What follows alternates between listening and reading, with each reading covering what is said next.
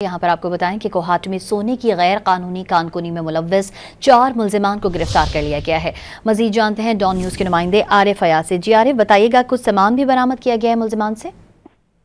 जी बिल्कुल, ये खैबर पख्तूनख्वा हुकूमत ने कार्रवाई की हुई है। ये कोहाट का इलाका शकरदरा है और वहाँ पर फिर रक्तोसी और रक्सोबा के इलाके हैं जहाँ पर सोने की गैर कानूनी तौर पर कानकुनी हो रही थी और उसके खिलाफ कार्रवाइयाँ की गई हैं। इसमें 4 मुल्जिमान को गिरफ्तार किया गया है।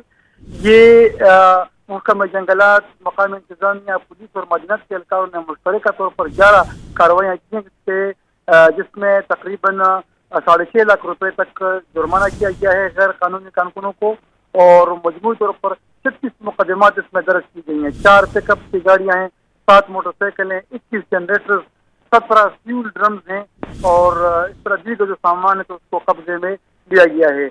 इस गैर तौर पर जो गैर कानूनी जो कानकुनी हो रही है तो उसकी रोकथाम के लिए उसी इलाके में 5 चेक पोस्टें भी कायम कर दी गई हैं, जबकि CCTV कैमरे भी नस्ब किए गए हैं।